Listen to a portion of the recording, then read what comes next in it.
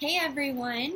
I am now bringing baby Xander into these videos with me because I'm a mom and I am home with this little dude all the time.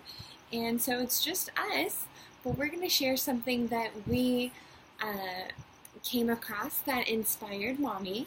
And Xander may not like to hear it all, but it's very important and he needs to know that as well and help teach that along with me.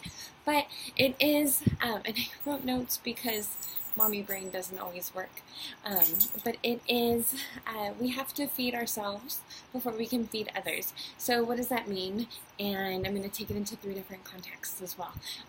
But pretty much, in order for us to be the most efficient provider in anything that we do, especially as moms or to these little ones here, we need to feed ourselves. And that's physically, I mean, if we want to be able to provide for them, we need the energy, we need the nutrients.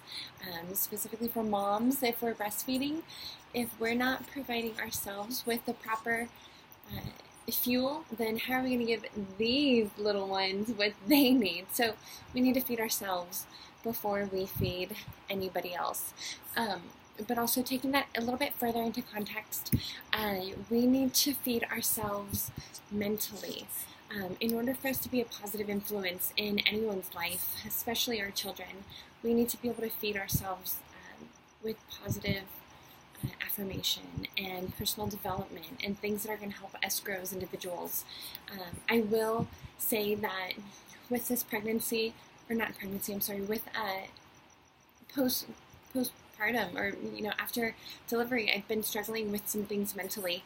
And something that has really, truly helped me get through it is personal development and just listening and reading to things that regather my mind and my thoughts and keep me focused on the long-term goal and not, just fighting the hormones, because those are difficult to fight, but our minds are powerful, and so we need to use that. Feeding the body, right? So that's nutrition, that's physical movement, whatever your movement might be. I know for a lot of people, sometimes it's simply just walking.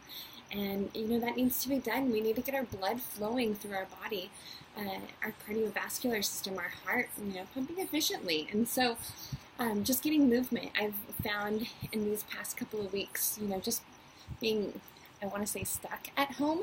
And a part of that is just the fear of getting out with a newborn and, doing it on my own. So I find myself at home a lot, and this couch, this exact spot on this couch, has become my spot because it's where feedings take place. And, I'm kind of just known as the boob. So, right? He loves it though. So movement isn't as active as it used to be in my life, but it's very important for me in my life. So now that I've gotten the clearance to increase my intensity with my workouts, that's going to be happening a lot more, and I'm going to take my time with it. But, it's really important to feed my body. So the last one is spirit. What does that mean? So for many people, it just means whatever you need to do to feel like you, right? So we truly are the best that we can be when we are us. I've always said that my first true love is me. If I couldn't find the love in myself, how am I going to be able to provide that for anyone else? And so what does that mean? How do I find the love of myself? And it's by doing the things that I enjoy, the things that cultivate who I am, that help me grow as a person, that keep me moving forward. And then, just meeting Nick, he's what I call my second true love, and he just complemented everything of who I already am. Again, my first true love. So feeding that spirit, it's so incredibly important. Just finding out what it is that makes you you. So let's see. I want to make sure I didn't forget anything. But here's a good example. Most of you guys hopefully have been on an airplane, and if you have, and I know my friend Alexis is a flight attendant, bless you, so she can attest to it, but they always say, in case of emergency, if the plane goes down, put your oxygen mask on you first, and if you have someone with you, then put it on them. So use that analogy. And lastly, don't think of any of this as being selfish. It's not being selfish, it's necessary. all right? Because in order for you to be the best you and provider to others who need you, whether it's a little one like this, or a parent, or a friend, or anyone, you just have to make sure that you're nourishing your mind, your body, and your spirit. All right, guys, thanks so much for listening. I hope this provided you with some insight and encouragement.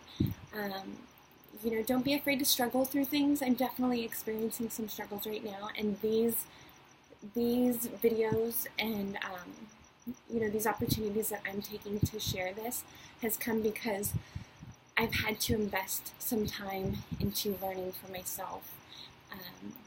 And I don't want to just keep it to myself. I want to be able to share it with all of you. So thank you again for taking the time to listen. And say bye, Xander. Bye.